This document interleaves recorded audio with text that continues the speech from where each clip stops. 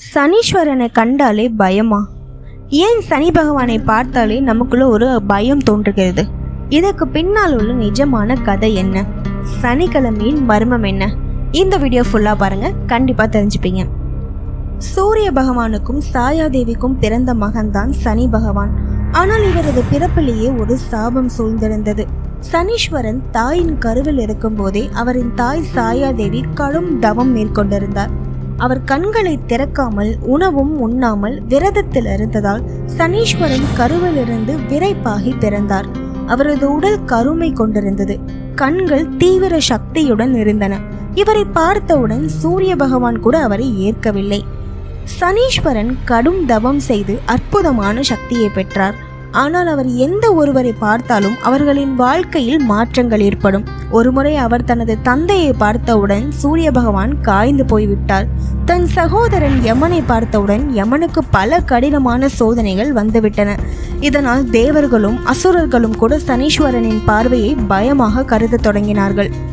ராமாயண காலத்தில் ராவணன் தனது கிரகங்களை முழுமையாக கட்டுப்படுத்த வேண்டும் என்று தீர்மானித்தார். அதற்காக சனீஸ்வரனையும் சிறைப்பிடித்து வைத்தார். ஆனால் சனி பகவான் ஒரு தந்திரத்தால் ராவணனுக்கு தீய காலத்தை உருவாக்கினார். ராவணன் தனது கட்டுப்பாட்டில் இருந்தாலும் அவனுடைய பகையை அழிக்க முடியாது என்பதை காட்டினார். இதுவே ராவணன் தனது சக்தியை இழந்து ராமனிடம் தோல்வி அடைவதற்கான அடிப்படை காரணமாக அமைந்தது. சனிக்கிழமையை கணிப்பவர்கள் பலர் இந்த நாளில் சில விஷயங்களை தவிர்க்க வேண்டும் என்பார்கள்.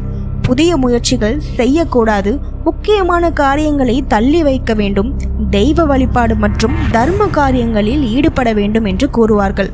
ஆனால் உண்மை என்ன? சனீஸ்வரன் நாம் செய்த கர்மத்திற்கு ஏற்ப பலன் அளிக்கிறார். அவர் தண்டிக்கவில்லை, நம்மை உயர்த்துகிறவர். அதனால் சனிக்கிழமையை பயமாக கருதாமல் நம்முடைய புண்ணிய செயல்களை அதிகப்படுத்த வேண்டும். சனி பகவான் எந்த ஒருவரையும் துன்புறுத்துவதற்காக வரவில்லை. அவரிடம் நியாயம்தான் முக்கியம்.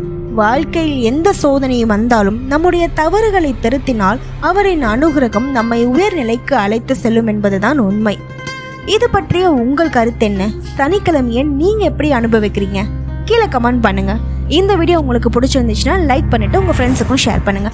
மறக்காம ரேடியோ டாக்கிஸ் சேனலை சப்ஸ்கிரைப் பண்ணுங்க.